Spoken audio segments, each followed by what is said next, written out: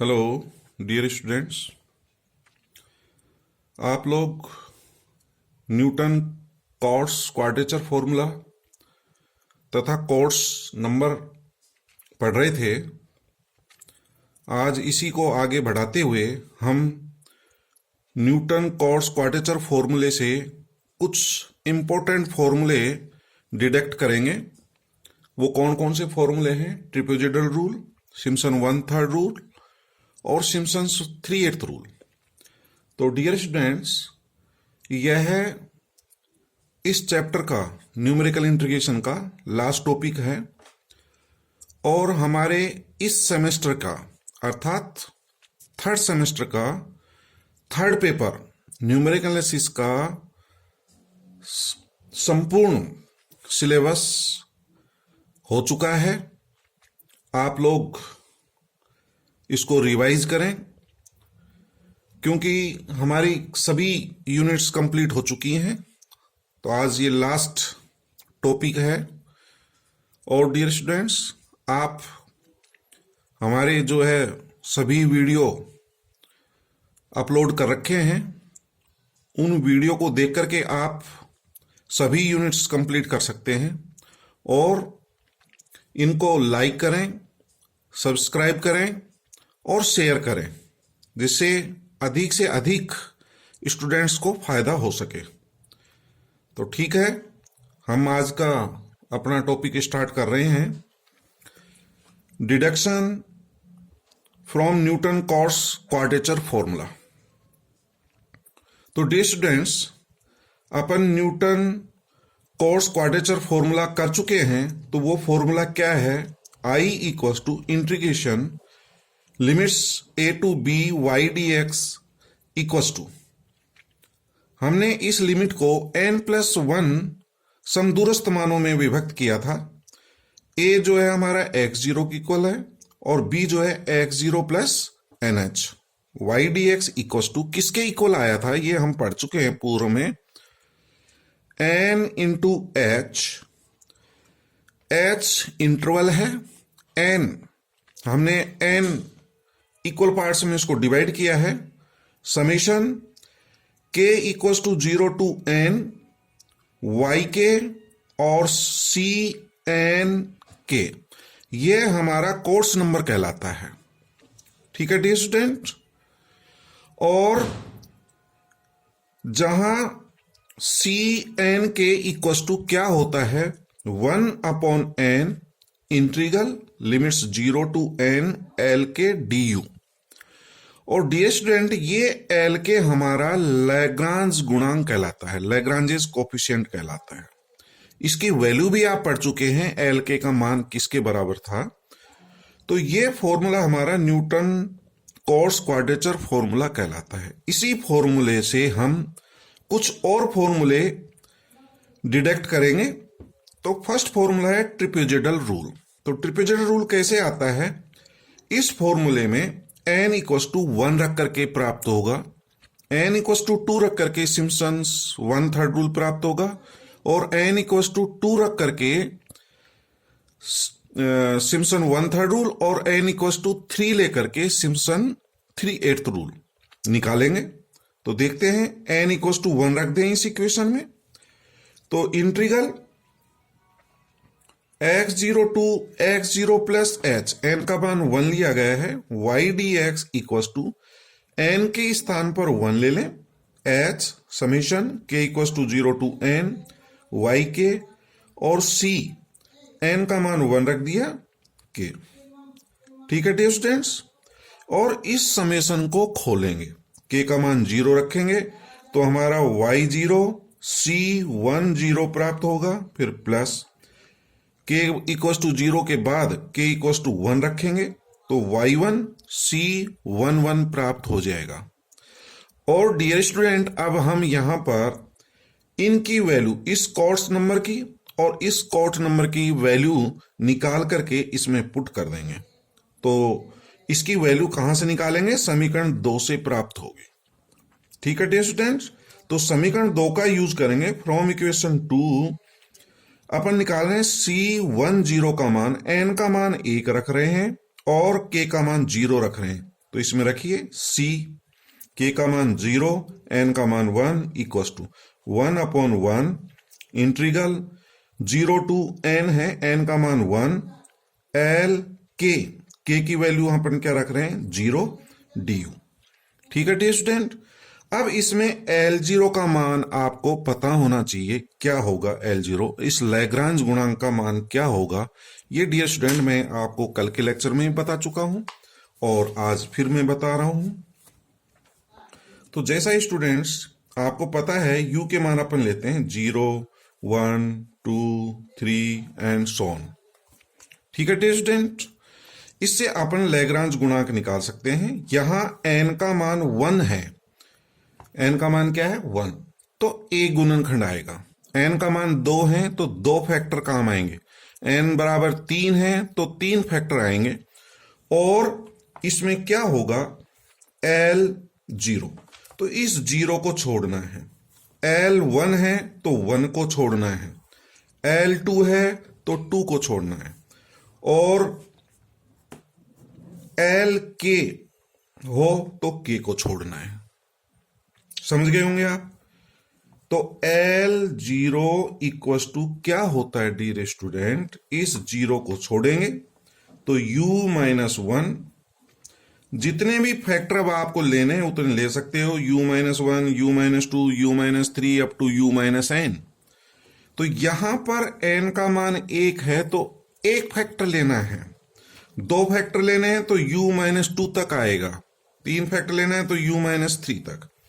तो ये प्राप्त होगा dear student U-1 upon U के स्थान पर अपन K रख देते हैं K-1, परंतु यहां K का मान 0 है तो K की जगह आएगा 0-1। तो ये डियर स्टूडेंट प्राप्त होगा U-1 अपॉन -1। ठीक है डियर स्टूडेंट।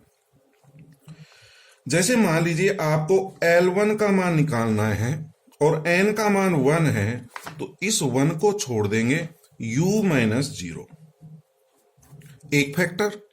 दूसरा लेना है तो 1 को छोड़ना है, U-2 आएगा, दूसरा लेना है तो अपॉन U की जगह K-0 और K का मान है 1, तो 1-0। तो ये वैल्यू होंगे डियर स्टूडेंट्स। तो मैं ये वैल्यू रख रहा हूं यहां पर। L0 का मान अभी मैंने जैसे बताया U-1 अपॉन -1, ये यहां रख देंगे और इसको इंटीग्रेट करेंगे डियर स्टूडेंट्स। इंटीग्रेशन करने के बाद में और फिर लिमिट्स रखने के बाद में हमारा 1/2 प्राप्त हो रहा है। ठीक है। अब मैं नेक्स्ट मान निकाल रहा हूं C-1, n का मान 1 है, K का मान 1 है, इसकी वैल्यू निकालेंगे। n equals to 1, K equals to 1, समीकरण 2 में पुट करेंगे तो 1/1 इंटीग्रल 0 to 1 L1, K का मान 1 है, इंटू du। अब डियर स्टूडेंट आपको ये मान निकालना आना चाहिए L1।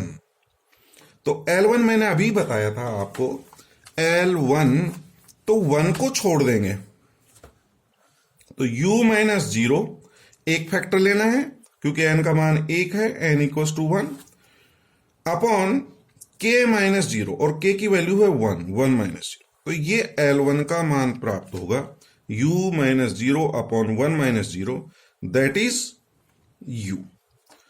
ठीक है डियर स्टूडेंट। इसका इंटीग्रेशन करेंगे, U² अपॉन 2, लिमिट रख देंगे, 1/2 प्राप्त हो रही है। तो ये दोनों मान अपन इस इक्वेशन में पुट कर देंगे यहां पर। तो H, इसकी वैल्यू हाफ, इसकी वैल्यू हाफ, हाफ कॉमन ले लें, H/2, Y0 प्लस Y1, ये इक्वेशन नंबर 3 प्राप्त हो जाएगी। तो इसी प्रकार से हम अन्य इंटीग्रल के मान निकाल सकते हैं। n का मान 1 है, ये लिमिट है x0 से x0 प्लस h। हमारी जो लिमिट्स आती हैं, जैसे अपन जो x के मान लेते हैं वो क्या लेते हैं, x0, x0 plus h, x0 plus 2h, x0 plus 3h and so on. n का मान 1 है, तो ये तो अपन ने मान निकाल लिया। अब निकालेंगे इसकी वैल्यू। x0 प्लस h से x0 प्लस 2h का मान क्या होगा। नेक्स्ट, तो x0 प्लस एच से x0 प्लस 2h का मान निकालेंगे, integral y dx equal to, तो इसमें क्या परिवर्तन होगा डियर स्टूडेंट, ये देखें, इसके संगत मान y0 है, इसके संगत मान y1 है, तो ये hy2 y0 प्लस y1 आ रहा है, ये मान x1 है, ये मान x2 है, इसके संगत मान y1 होगा, इसके संगत मान y2 होगा, तो hy2 equal to y1 plus y2। इसमें n का मान 1 है तो 1 जोड़ करके प्राप्त कर सकते हैं, 0 में 1 प्लस कर देना, इसमें प्लस 1 करेंगे y2 आ जाएगा। अगले में भी यदि n का मान 1 है तो नेक्स्ट जोड़ देंगे y2 और y3 आएगा। अंतिम जो लास्ट मान होगा वो देखें, x0 प्लस nh सबसे लास्ट की लिमिट है, उससे जस्ट पहले x0 plus n minus 1h integral है y dx इक्वल टू क्या होगा, इसी को देखते हुए hy2, ठीक है।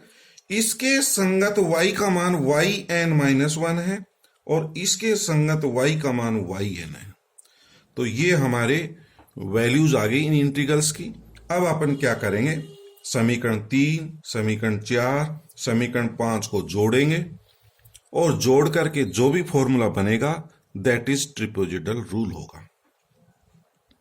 तो डियर स्टूडेंट, जब इस इंटीग्रल को, इसको और इसको जोड़ेंगे तो देखिए x0 प्लस h, इसकी अपर लिमिट, इसकी लोअर लिमिट, इसकी अपर लिमिट, नेक्स्ट की लोअर लिमिट ये सेम है।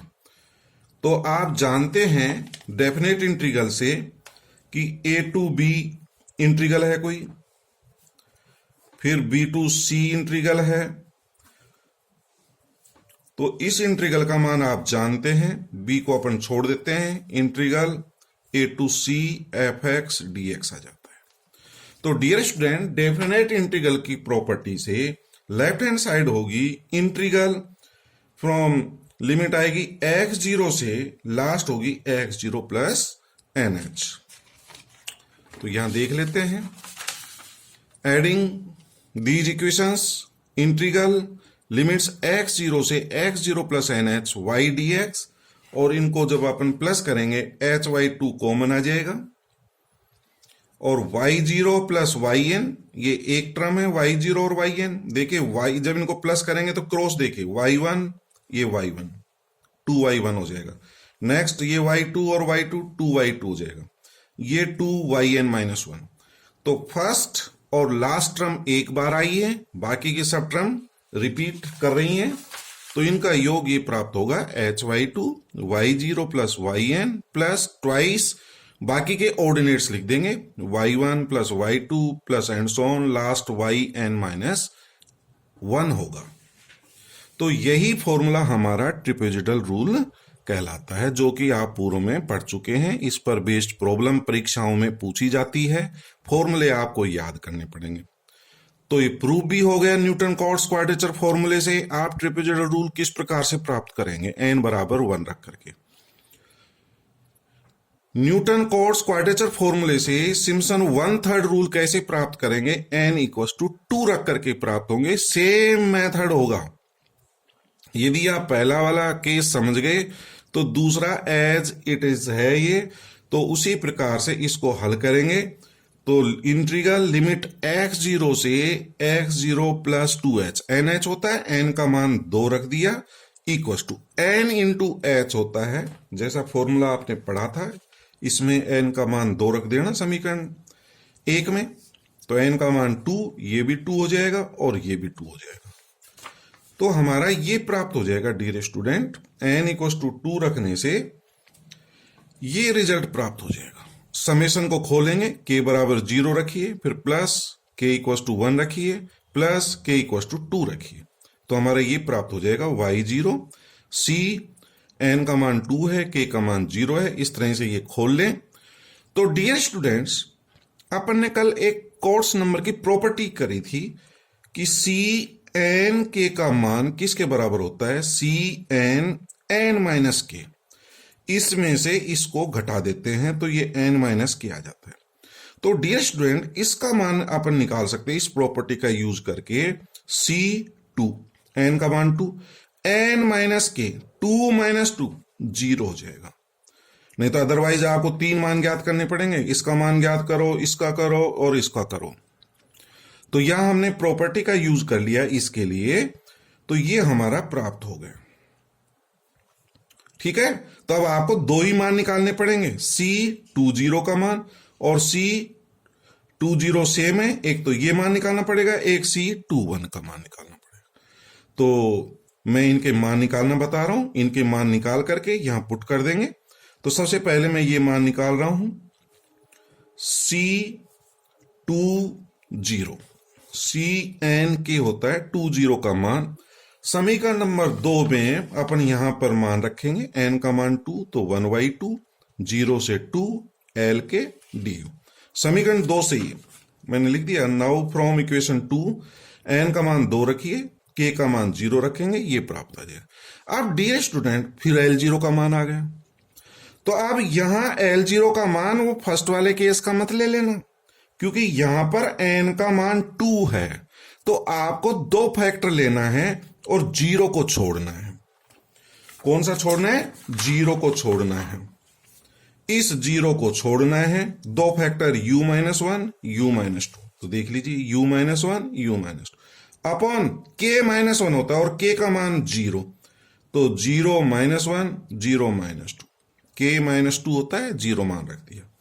ये वैल्यू अपन यहां रख देंगे L0 की और इसको इंटीग्रेट करेंगे तो 1/6 प्राप्त हो जाएगा डियर स्टूडेंट। अगेन अब इसका मान निकालते हैं, C21 n का मान 2, k का मान 1, तो 1/n यानी 1/2 इंटीग्रल लिमिट है 0 से 2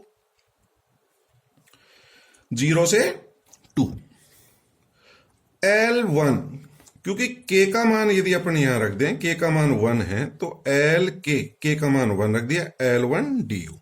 अब L1 का मान क्या होगा डियर स्टूडेंट? L1 का मान 2 फैक्टर लिखना है, तो इसको छोड़ देंगे 1 को, तो 2 फैक्टर u-0 u-2, ये आ रहा होगा, देखिए u-0 u-2, और नीचे u की जगह k आता है, k-0 और k-2, तो k का मान है 1, तो 1-0 को 1 लिख दिया, 1-2, तो ये L1 का मान होगा। ये L1 का मान यहां रख देंगे, इसको सिंप्लीफाई करिए और इंटीग्रेट करके लिमिट रख दें 0 से 2, तो आफ्टर सिंप्लीफिकेशन वी गेट 2/3। तो ये दोनों मान जो हैं हम समीकरण नंबर 7 में रखेंगे। Putting these values in equation 7 we get 2h, C02 का मान अपन ये जो मान प्राप्त हुआ 1/6, y0 y1 as it is आएगा, इसकी वैल्यू जो है हमें 2/3, तो 2/3 y1 प्लस, और इसकी वैल्यू जो है 1/6 y2। ठीक है डियर स्टूडेंट, इसमें अपन कॉमन लिख सकते हैं, 6 एलसीएम ले लिया, 6 कॉमन ले लें नीचे, तो 6 कॉमन लेंगे तो 2 से कैंसिल होकर 3y0, क्योंकि 6 कॉमन लिया तो ये 4y1 प्लस y2, तो ये हमारा मान प्राप्त हो गया। ये समीकरण नंबर 8। यहां 2 का अंतर है डियर स्टूडेंट, नेक्स्ट इंटीग्रल का मान इसी को देख करके लिखेंगे, तो इंटीग्रल लिमिट हो जाएंगे x0 प्लस 2h से x0 प्लस 4h, 2 का अंतर रखना है और इनमें 2 जोड़ करके आप प्राप्त कर सकते हैं, y2 आएगा, y3 आएगा, y4 आएगा। ठीक, तो देखते हैं नेक्स्ट वैल्यू क्या प्राप्त होती है।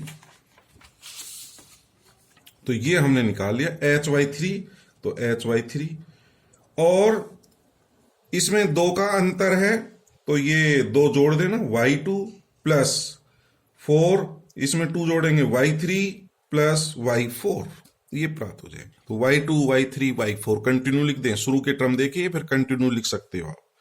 ठीक है, इसके बाद आगे का यदि मान निकालते हैं तो नेक्स्ट इंटीग्रल आ जाएगा, इंटीग्रल लिमिट हो जाएंगे x0 प्लस 4h से लेकर के 2 का n का बराबर 2 है, तो x0 प्लस 6h, तो hy3, तो इसमें 2 प्लस कर दें, y4 के बाद y5 y6, यहां 4 आएगा, इसका गुणांक 1 है।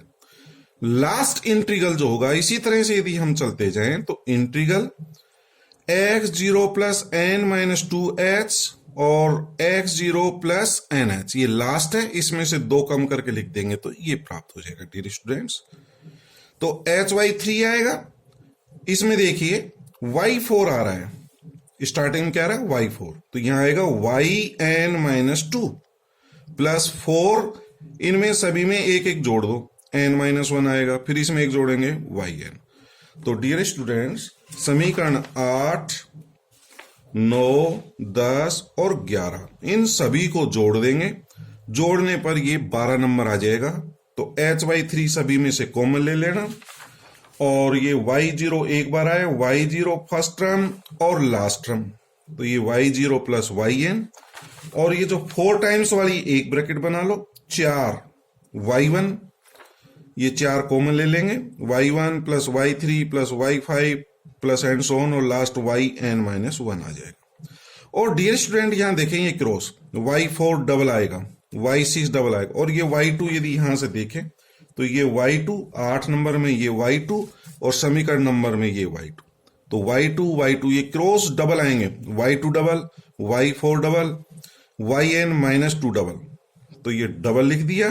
तो क्या क्या है y2 plus y4 up to yn minus 2, ये इवन नंबर के ऑर्डिनेट हैं y2 y4 ये, और ये हैं ऑड नंबर के ऑर्डिनेट्स। तो ये हमारा सिम्पसन 1/3 रूल है, इसको याद भी रखना है। 1/3 रूल में hy3 1/3 1/3 into h, first and last ordinate y0 plus yn, फिर 4 टाइम्स ऑड ऑर्डिनेट्स विषम कोटियां y1 y3 ये वाली, प्लस ट्वाइस 2 के साथ सम संख्या वाले ऑर्डिनेट्स। ठीक है, ये 1/3 रूल है, सिम्पसन 1/3 रूल। इसी प्रकार से आप सिम्पसन 3/8 रूल बनाएंगे n इक्वस टू 3 लेकर के। तो put n equals to 3 in equation 1। Equation 1, ये जो हमारी इक्वेशन 1 है, यानी कि न्यूटन कॉट्स क्वाड्रेचर फॉर्मूला, इसमें n इक्वस टू 3 रख देंगे तो हमारा क्या प्राप्त होगा, i equals to integral x0 से x0 plus 3h y dx। n की जगह 3 रखना, 3h, n की जगह ये 3 और ये 3। ठीक है, तो यहां पर अपन ने 3 लिखेंगे तो nh 3 हो गया, k equal to 0 to n होता है 3, y के c n के, तो ये 3 हो गए। इस समेशन को खोल लेना, k इक्वल टू 0 रखिए, ये प्राप्त हो जाएगा, plus k equal to 1 plus k equal to 2 रखिए, प्लस k इक्वल टू 3 रखिए, ये प्राप्त हो जाएगा। तो डियर स्टूडेंट यहां देखिए, ये जो मान है C32 किसके बराबर होगा, C3, 3 में से 2 घटाएंगे 1, तो C31 के बराबर होगा, C31, ये plus y3, C3 as it is आएगा, n माइनस के होता है 3 माइनस 3 0। तो इस तरह से आपको सिर्फ 2 मान ज्ञात करने पड़ेंगे, C30 का मान और C31, ये C31 ही है, C30, तो आपको सिर्फ 2 मान ज्ञात करने पड़ेंगे। मैं एक मान निकाल करके आपको सिखा रहा हूं। तो C30 का मान क्या होगा, इक्वल टू 1/n, समीकरण नंबर 2 से देख सकते हो, using equation 2, 1/n integral, limit है 0 से n होता है, 0 से 3, और l k का मान क्या है 0, l k होता है तो k का मान 0, l0 du। तो डियर स्टूडेंट यहां l0 का मान ज्ञात करना आना चाहिए, n का मान 3 है तो 3 फैक्टर लेना है, 0 को छोड़ देना, तो u-1, u-2, u-3 upon u की जगह k आता है, k-1, k-2, k, और k की वैल्यू कितनी है 0, तो यहां पर k का मान 0 रख दिया, 0-1, 0-2, 0-3। इस इंटीग्रल को सिंप्लीफाई कर लेना, 1/8 आएगा। नेक्स्ट C1, ये वाला जो मान है, C n का मान 3, k का मान 1, C31 इक्वल टू 1/n 3 आ जाएगा, इंटीग्रल 0 टू n होता है, और l k का मान 1, L1।